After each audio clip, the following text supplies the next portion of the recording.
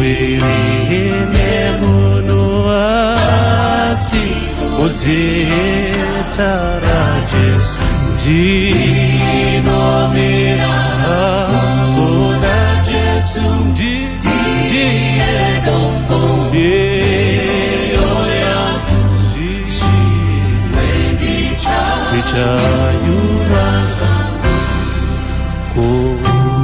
Kujali Wangeli Matiti Zake Nurugari Imbomu Umepo Yesimbaru Okora Keini Nobata Hinindi Dinomira Kuna Jesu Romboneyo yangu zishi Kenendi dichayura Kuchirangano chake ichonde Chitezo chero karozino Nipa Hirorosi Sindero pakati Yenendi dinomira hiko kona Jesu diye dombo yoya yenendi dinga yuraza ipo apo eanenge oyane tsuri chazorezwa enendi Tendimerena Jesu Hipopalo Chiwake Yenindimera Hona Jesu Ndiye Dombo Yeyo yangu zishi Yeninde Chanyuraza Dinomira Iko Jesu ndiye rombo leo yangu zimwe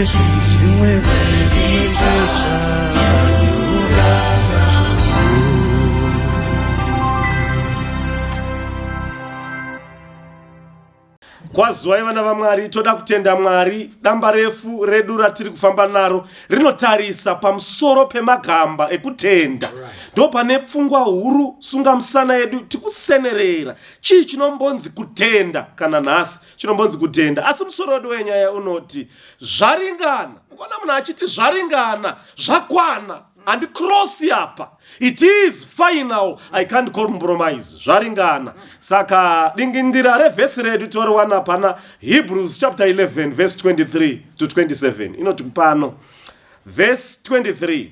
Nokutenda Moses pakubereka kwake. Akavanzwa navabereki vake mwedzi mitatu. Nokuti vakaona kuti akanga ari mwana wakanaka.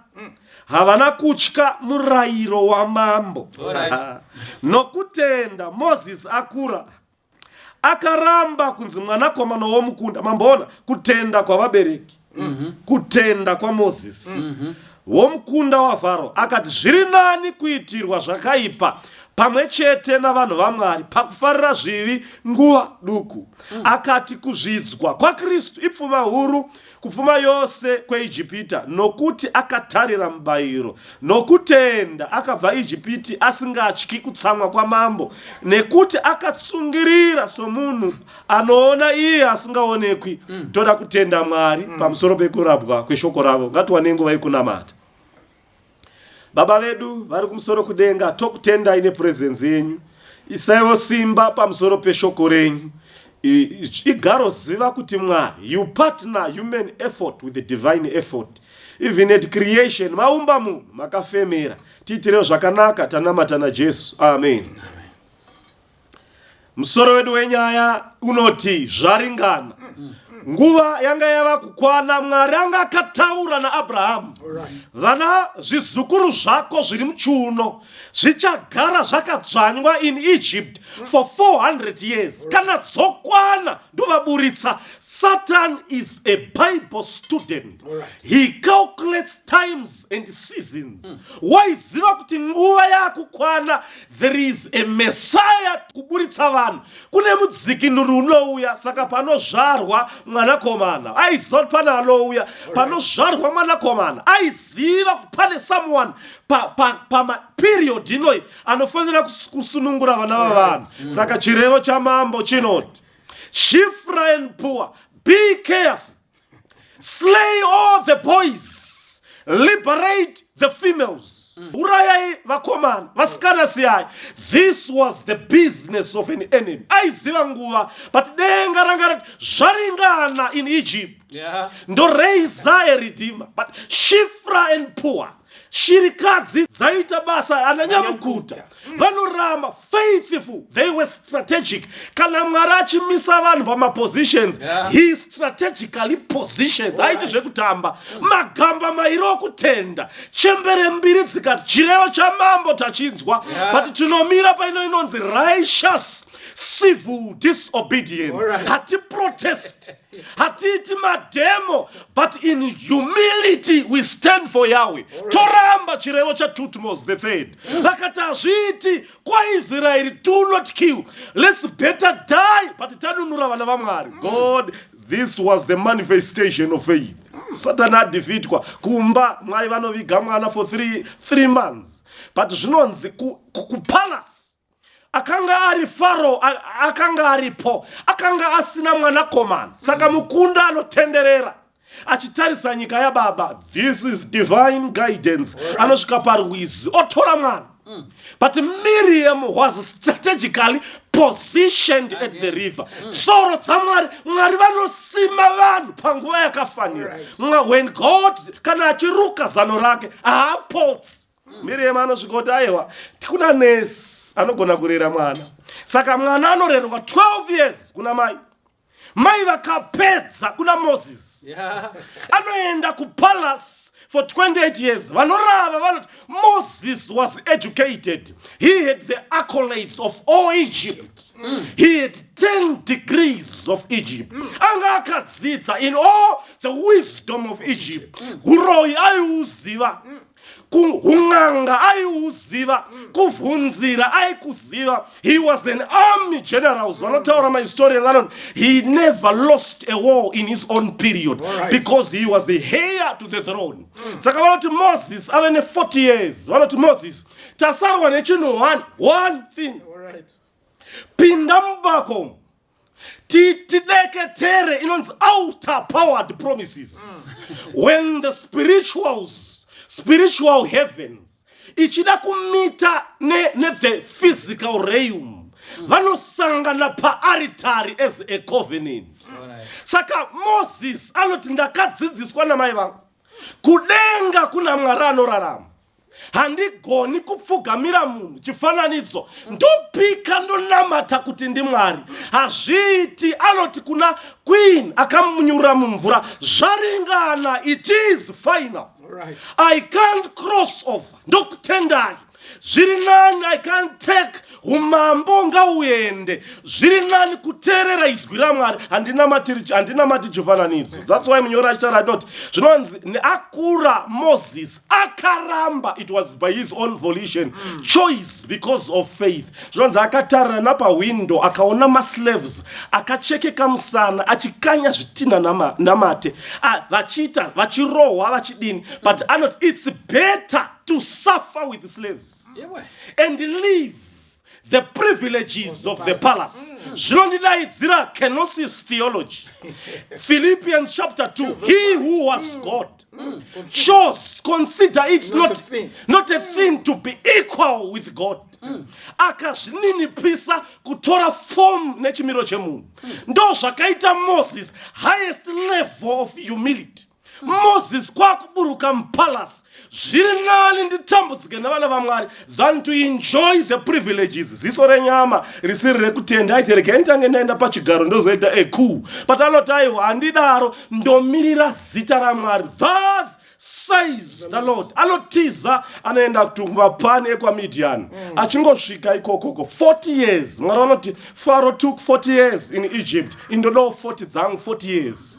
He came as a prince, as a ruler. But Mwari vanoti handigoni kukutuma uri prince.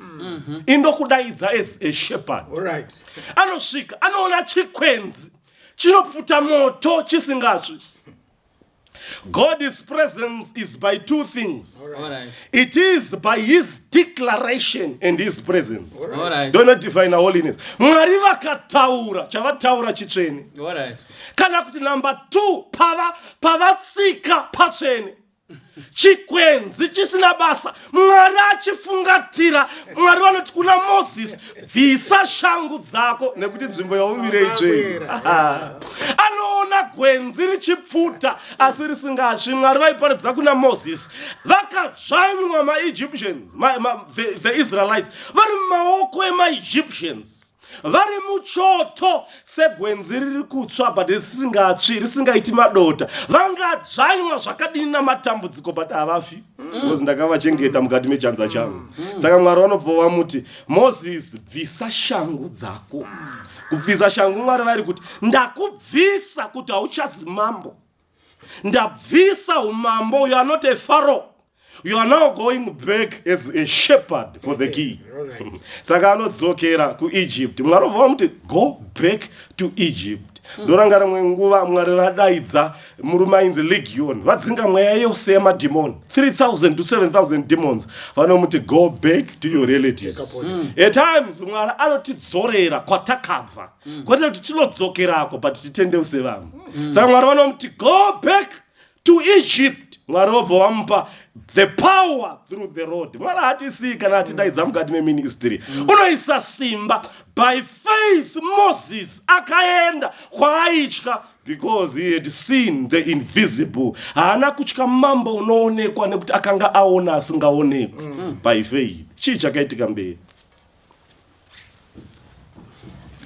Toda kutenda rangarira musoro wedu wenyaya uri kuti zvaringana. Now mufundisi vaisa pachena varonda nhoroondo vakabuda naMoses uyo abuditsa Israel muEgypt, avo vayambuka gungwa dzvuku, avo vamugwenga. Pavanosvika mugwenga Mwari anoti ndakuda kutaura naIsraeri. Now mukaverenga chapter 19 yaExodus Mwari anopa a specific instruction. But thank you mfundisi maisa pachena. The presence of God sanctifies an environment. Mwari paanoburuka pagomo reSinai. Bhaibheri rinoisa pachena pakapfungaira hutsi pakapenya kukatinhira Mwari achitaura. Now Mwari anoti Moses kwira mugomo. Now Israel yose yakapindwa nokutya. But I want us to zoom in because we are drawing lessons from the faith of Moses. Nekuti Hebrews ati by faith. When Moses was come to years, saka Moses akwira mugomo akutaura na Mwari. Hallelujah. Moses anoti na Mwari. Zvikanzi na Moses tora dombo ndokutora dombo. Mwari nemunwe wake mbune ndokutanga kunyora. Apa akati handidi dictation ndonyora ndega. Ndokutanga kunyora. Achinyora Bhaibheri mukariverenga pa chapter 32. Mujinga vanhu vakarasa tariro. Zvikanzi ari Moses uyo anonoka mani. Zvikanzi Aroni tiitire substitute. Pane dambudziko vanhu vakamirira Mwari akaita seanononoka.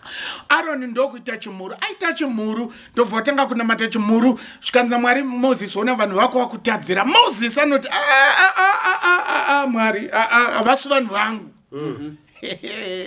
Makandiwana inini ndiri kuMedia uko. Mukatouya kwandiri ndimi imimi makati nguva yakwana let us return to Egypt. Vaikutsvaka vafa. Saka makuti vanhu vangu pakai havasi vanhu vangu. Zvikanzi okay. Zvikanzi saka ngatiburuke Moses ndokuburuka ndokupwanya mirayiro. We are not dwelling there. Apwanya mirayiro anozouraya vanhu. Let us go back to the mountain. Moses anodzoka zve mugomo. Now ngativerengei Bible. Yeah. Ndicharitangira pavhesi ya31. Moses akadzokera kuna Jehovha akati, haiwa, vanhu ava vakatadza nokutadza kukuru. Vakazviitira vamwari vendarama. Zvino dai muchivakangamwira henyu zvivi zvavo. Asi kana musingadi henyu, ndidzimei pabhuku renyu ramakanyora. Sure. Kana paine munhu in the whole of the Bible who made a deal with God, it was Moses. Okay. But the deal he made was a deal based on their words. Yeah. Faith is taking God at his word. Yeah. And when you take God to task about his word, Mwarano respect what you have said. So Moses, Prophecy 32 arabut aiwa kamwari aiwa. Number 1, avasi vanhu vangu. Number 2, ndimi makatsidza. Yeah. Mukatoti kuna Abraham, ndichakomborera vachabuda muchiuno chako. Isusu tiri pano because we are evidence. We are the descendants of Abraham. And imimi ndimi makatoti ndiri kumedia. Murida kuti buritsa mutidzorere kunyika ichipikirwa. Saka how be it could you want to destroy us in the desert when you spoke you take us to the promised land? Yeah. Mwarangati, okay. Hey, you have taken me back to my words. Okay, so what are you putting on the table? Moses, I have a better proposal. Right. If you will not forgive Israel, my proposal and submission, I submitted to you that you can go ahead and delete my name. Yeah. The faith of Moses. Yeah. The papi pakagara in the council of God.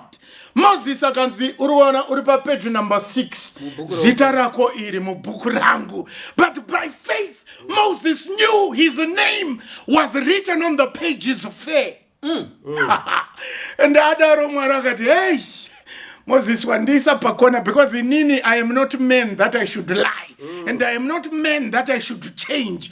But kana wakundisa pakona sesho waita inzwa verse 33. Jikanzo Moses andidzimi zita remunhu asina kunditadzira. Number 1, God is confirming kuti sure you are right, your name is written on the pages white and fair. And number 2, I will not blot it out, because those who refuse in their sins and remain in their sins are the ones I blot. Now you are talking. When you have an experiential knowledge, you can have a deal, make a submission. You can pose it to God and he will respect your submissions. Moses, it's okay. But you can remember chapter 33. But I am no longer going with you. Sure. But I'll give you an angel that excels in strength to go before you. Moses badzo kashkanzi mwari mafanize nyaya ina daddy. Nekuti mimi makatotsitsa kuti you will go with us. If you do not go with us, we are not moving. Yeah, deal number 2. Yeah. Moses. Okay. I will go with you. Chapter 33. Moses, but Mary, I'm not fully convinced. I want to see you. Face to face. Tisile madiracho. But Moses unaziya kuti inini ndikatarisana nemunhu yeye ararame, because anditarisani ne the finite, I'm infinite. Zvikana Moses aiwa Mwari ndati ndoda kukuonai kuti ndinyatsoziwa. Zvikana Mwari, it's okay, I'll put you in the crevice of the rock and I'll let mine goodness pass before you. The verse 19 ya 33. Zvikana Moses, fair enough, ndokuiswa mu crevice, goodness ndokupfura. Moses ndokuona kumusana, aona kumusana, anoburuka mugomo. Mukoma aronoti, muningina kumeso kwako uko akusikutaridza. Wadiwa fukidza. But muningina angoona kumusana kwa goodness. Na ukazoya kuna numbers. Mukoma nehanzvadzi vafarisa. Vanoti iwe ndiwe gere unotaura naMwari. Mwari akati, nai Aaron, nai Miriam, hamuna kuvhunduka here. Imi muchiziva kuti Moses ndiega anokwanisa kudhila naMwari. Moses ndiega anodhila naMwari face to face. Why didn't your hearts beat? Mirande kuudzi. When you approach those who have faith in God, when you deal with those who have faith in God, in your eyes, vanogona kuappear as if they are ordinary, but yet they have experiential knowledge with their God. Iwewe nekuti une experimental knowledge, you might take things at face value. Unoroa ne maperembudzi. Aaron na Miriam akaroa ne maperembudzi. And guess what? It was the same Moses anototi Mwari. Tichambomira pano kusvika hanzvadzi maperembudzi apera. Nyangwe gore rikafamba tikutombokumbira kuti rimire, because Miriam has to heal. Kuri kurasa muromo. Why? Because Moses has faith in God. But ichionaka paunozoya kuna Hebrews parinoti, now when Moses was come of age, Moses had an experience. When Jochebed was teaching Moses for the first 12 years, I'm with Moses, there's a God in heaven. Mwaruya kataura chedu kuterera toyita. Moses, usazo full when zvinhu zvenyika ino. Do not exchange long-term gain for short-term pleasure. Because pauchapinda mukaso, you'll be exposed to all the nice universities. Moses, you have all the privileges, but regandi kuudzi kuna Mwari ari kudenga. Anoita se akanyarara asi anoona. Anoita se asingaoni but aatsumairi. Anoita se asinganzwi but anonzwa. Moses, don't forget this. Saka Moses knew. Saka panokwira pagomo, he was not deterred even when Israel was apostate. And it was the same Moses anodzika kuti nai mukoma maita sei mati vanhu vazvitadzirawo and vatadzira Mwari. How could you? Chinzwa manje wane experimental knowledge kanzi Moses unoziva vanhu vakaoma vainde vane misikanzwa ndo vanditi mukoma muri kungoisa pachena hamusati mane experiential knowledge yenyu experimental munoteerera what people say munoteerera what people think. But as for Moses anoti what saith the Lord, kana zviri zvo zvataurwa naMwari ndo zvatoita. And guess what? God was proud. And Revelation chapter 15 inotiudza kuti ipapo vachaimba rwiyo rwaMoses negwayana. Why? Because the faith he had in his God. Akati aiwa zvimwe zvese mungaite asi pana Mwari handibvi. Mwari mungataura asi kana mataura, I'll take you at your word. And nyangwe mukazoita semunodududza. What Moses was saying pa mountain, zvaringana Mwari. Kana makuti maakuti paradza, aiwa zvatoringana neniwo wacho. I'm content. Blot out my name in your book and save Israel than for you to destroy Israel and yet save me. And Mwari akati, Moses, handidzimi revasina kunditadzira, ndodzima revakatadza. Thank you. Chimwe chandadzidza paupenyu hwaMozisi ndechekuti mubasa raMwari nyango uchigona, Mwari anogona kukubvisa. Kuitira iwe kuti uzvizive kuti handiwe uri kufambisa basa raMwari. Just in case you forget. Kuitirawo vakakukomberedza vasarambe vachikupa mbiri inogona kukuwisa. Saka God decides to take Moses away. He did not do zvakaipapa chaakangoita kurova dombo achifanira kutaura naro. Akatonzi because of this one mistake, record yaMoses achipinda mubasa, one mistake ndo yakamuvhiringa akanzi naMwari auindi Kenani. But you need to understand kuti shungu dzake paari kutaura kuti inini varume ndaakutofuratira, achitarisa mawindo amamuchire vaya, achiona vanhu vachirohwa oti ndaakufuratira palace. His desire, the driving influence, the motive, kupinda muKenani.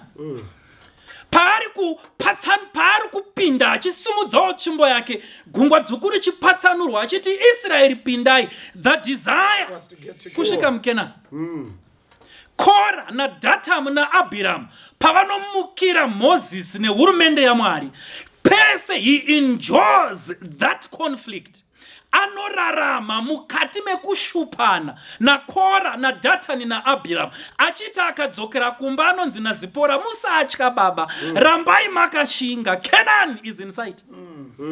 Pillow talk yake naZipora abva kunoshanda uko, astori Jethro akamubatsira kuti izvi governance chiitawo so zvikurerukire. Aiti the weary tired man achipinda mutende rake kuvata ainyaradzwa naZipora. But I can imagine Zipora achiti the only way I can fuse the energy into this man for him to rise again and save God tomorrow. Regai ndimurimind kune Canaan. And zvese izvozvo zviri kumusimudza Moses. But when he is told kuti Moses hausi kuenda Canaan, his dream is shattered.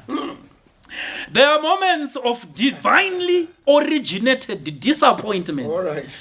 Mwari anoona kuti zviri nani kwauri ndezvipi.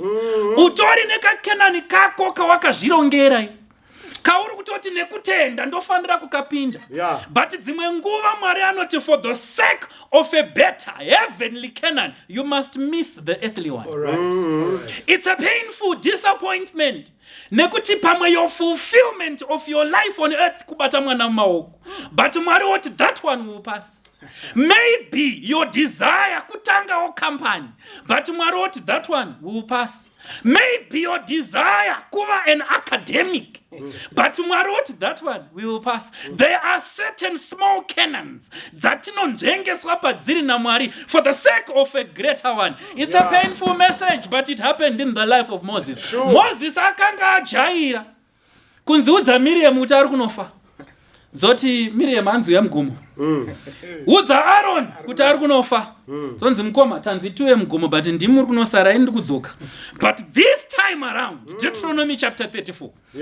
Moses put Israel in order. Siya waisa Joshua pachigaro. Ndotaura kuvatungamiri vemakereke. Tinoramba takabatirira pazvigaro. And we don't throne vana Joshua. We are not here to stay, varume. Sangano rinoinda mberi. Ngatitsvagei vana Joshua tivagadze nguva yekuzorora inosvika. Saka Moses saka Joshua chiuya kuno, inini rwendo rwangu rwanzi ruri kugumira panapa, ndo Israeri. Plan uri kuiziva, hondo takarwa dzese dzakawanda. Chishinga iwe. Savunduka Mwari wako unewe. Lead Israel into the promised land. Just at the brink, Moses anonzi chikwira Mount Nebo. Wapedza kukwira Nebo, enda pa pinnacle yegomo, Pisgah. A mountain on top of a mountain. Kwira pa Pisgah. Ugare ipapo, ndoda kukuratidza Canaan. This time you are just going to look at it. You are not going to set your foot on it. Saka Moses anogara. Moyo wakatsemuka. God has said no. Ukaverenga zvakanaka, Moses asked 3 times. Mwari ndokumbirawo kuenda kuKenani, Mwari akati aiwa upindi. Kechitu ndinokumbira kuenda kuKenani, Mwari akati upindi. Pa chapter 34 ndo paanozopupura. Imi ndimi makandikonzeresa, ndikakumbira katatu like Paul achiti ndine munzwa munyama. Kusvika anzi naJesu, nyaya yauri kutaura handichadi kuinzwa. Ndo zvakaitwa Moses. Wakumbira kupinda muKenani zvakwana. I don't want to hear you talking about this anymore. Moses akaona kuti iya ndiwini. So the weary Exodus soldier climbed Mount Pisgah alone. Ari one muupenyu hwechikristu nyangwe mudzimai wako achikuda. Muupenyu hwechikristu nyangwe vana vako vachikuda. There are certain journeys that you must travel alone. Iwe naMwari wako muri vaviri. And when those moments come, vakaropafadzwa vanorarama nekutenda saMoses. So Moses wakakwira gomo. Nebo akaripedza akaenda pamusoro paNebo panonzi paPisgah. Ndo kugara. Mwari akati I have a favor I need to do to you. Let me give you a panoramic view of the land of Canaan. Mwari akazuma njika yaGilead, akazuma akazunza padhuze, akamuratidza Moses. Mwari akati but no man, I cannot allow my soldier to go down to the grave with a heavy heart. Hazviiti, uyu murume wakaita basa uyu. I will not allow it. This must be the death of a great man. Mwari akati Moses, chimira ndikupe zvimwe zviri seri kweguva rako. Mira ndikupe zviri seri kweguva rako. Mwari ndokumuratidza Israeri chipinda Canaan. Mwari ndokumuratidza Israeri chimukira Mwari. Israeri ichiitwa nhapwa, Jesu achiberekwa nenhumbu yaMaria, Jesu achifamba munzira dzeJerusarema ari kuunganidza guruva mutsoka dzake muNazareta, achiona Jesu achichinjwa mutambo naMaria, Jesu achidzidziswa kufamba, Jesu achibatana baba vake pakuveza, akaona Jesu ari mutemberi, akaona Jesu muGetsemani, ndokuona Jesu akarembera, mwoyo wake ukawedzera kupwanyika kuti how can Israel do this to their savior? Ndaivaudzai kuti kuchauya muponesi, but vari kuzoenda mberi kunomuuraya. But his face began to lighten up when he saw the grave being rolled open.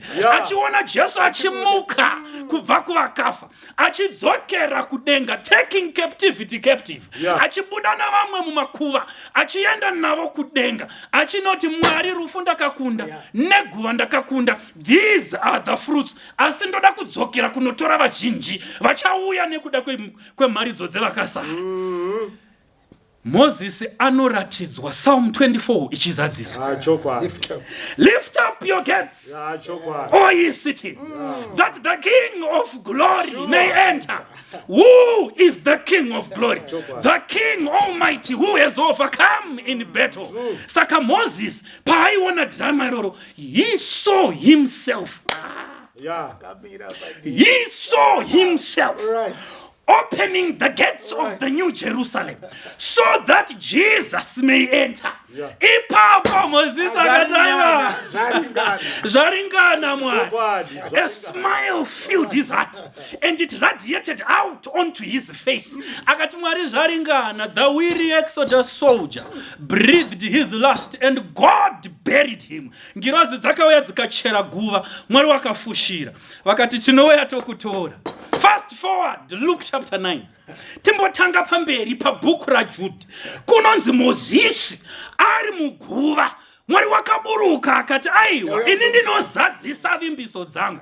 Rega ndikurangaridze, unonamata Mwari anozadzisa vimbiso. Move by faith. God is a fulfiller of promises. He is a promise keeper. Mwari kana ataura haadududzi pashoko rake. Saka ngirozi Satani akauya akati uyu ndewangu akatadza paya zvikanzi Mwari haana kuda kunyanyonetsana naye, akati Mwari ngaakutuke iwe Satani. Kwakuburitsa Moses kwakuenda naye kudenga kwakuti no Moses, unoona pandakakuradzika paNebho, I had a better plan for you. Uya Jesu aifamba ari mugore uchibuda Ijipita, apa nyika, you have traded places now. He is going down. Saka paari kuenda pasi, he is going to need you to strengthen him. Of course, I'm going to send Elijah. But experience ya Elijah neyako zvakatosiyana. Experience ya Elijah neya Jesu zvakasiyana. Elijah never tasted death, but you did. Uyu ari kundoravira rufu, achifira nyika yose, and rufu rwari kufa haasi kurara, he is dying. He is not sleeping. Saka uchafanira kuburuka pa Mount of Configuration, Luke chapter 9. Saka iko zvino manje Moses akutsika manje. Kenani iya achibva nechemudenga kwete neche across the Jordan. He is now coming from above. And paari kuburuka haasi kupenya face chete sezvaakaita achiburuka mugomo. The whole body is radiant. And paari kuburuka haana nguo dzechiHebheru dzinobvaruka, kwete akapfeka nguo chena inopfekwa navatsvene vakaona uso hwaMwari vakarega kufa. Straight from heaven, God had something better. Upenyu hwekutenda, it will not always end rosy panyika. Zvinogona kutipinza mumakuva, zvinogona kuti tipererwe namabasa, varume vedu vanogona kutiramba, madzimai agotitiza, vana votorwa nedombo nemutoriro, vekuchechi chaivo vagokusema, ugotanga kufamba trading the wine press alone, uri one. But nyangwe zvakadaro, God has a better plan for you. Usasuduruka pana Mwari. Upenyu hwaMozisi hunodzidzisa kuti kudi vanofamba nekutenda, they are assured of heaven.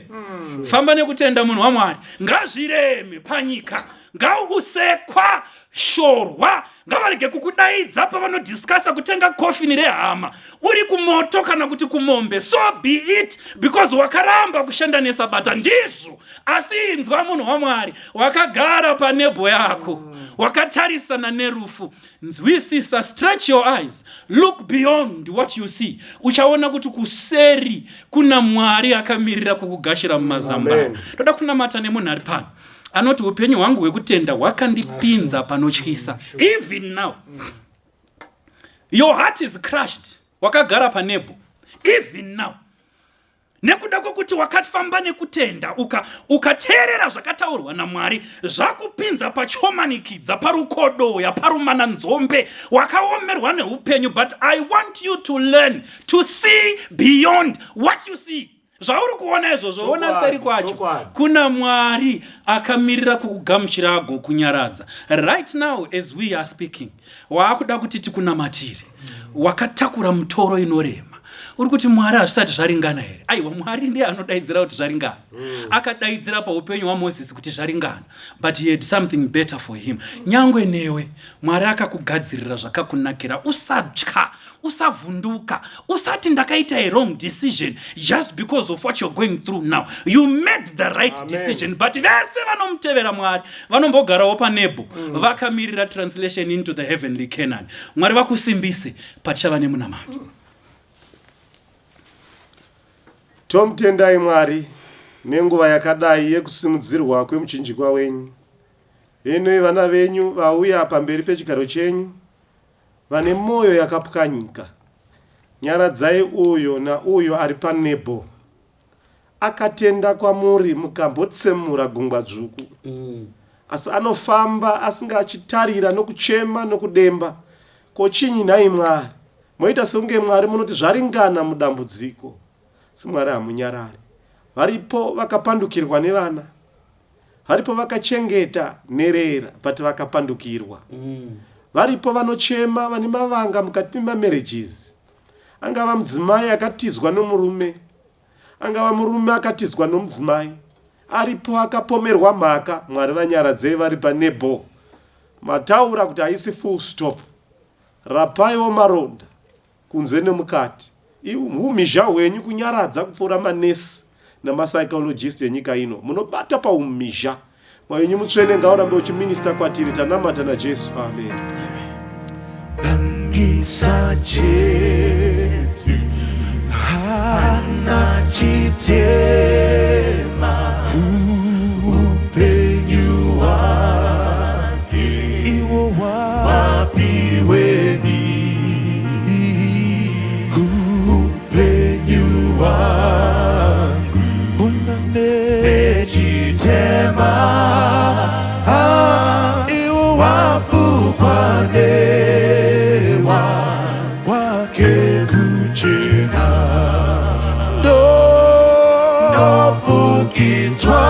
nofukitwane upenyu wake ndozozivahu upenyu wese upenyu wangu iwo wechitema ona wafukwane wake kuchena zvironda zvechitema zvatama zvakatuka weya yaunotya okufukidzwa nemwi Jesu ndosunungurwa nemutemo ndofukidzwa neupenyu wake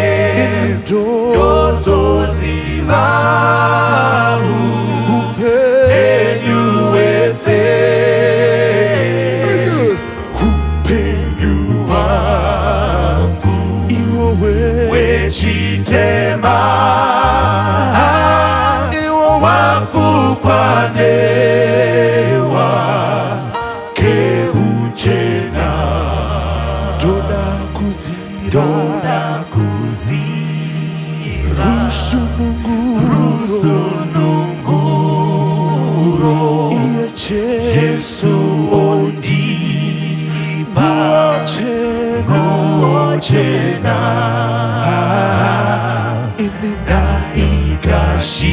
naikashira yangu ndarasa ndinopeka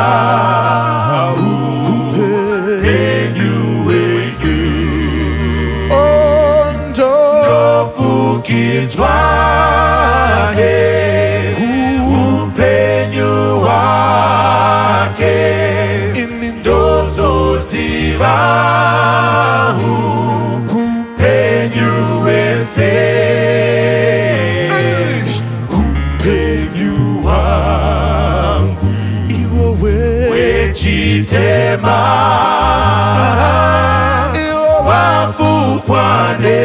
wafukwanewa wake uchena tazorerwa nerufo rwangu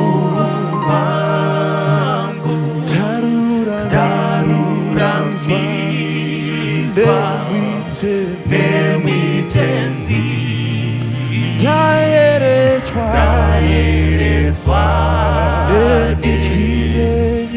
inzirenyu ndozokashira miri yenyu ndofukizwa upenyu wake ndozoziva upenyu wese upenyu wangu wechitema wafukwanewa wake uchena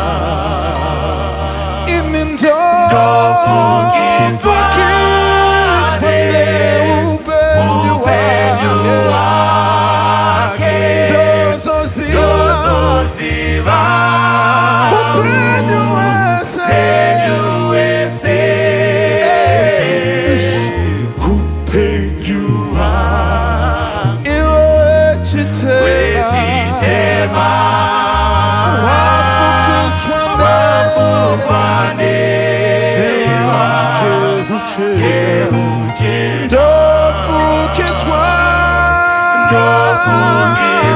ndofukizwane upenyu wake ndozoziva upenyu wese upenyu wangu wechitema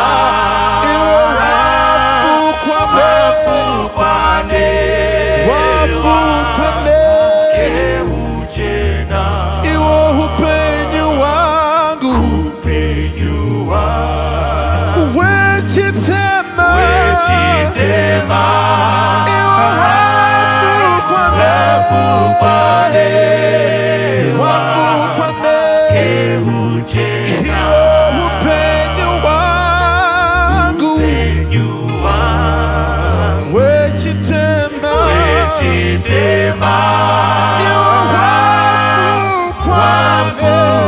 wafukwanewa keuchena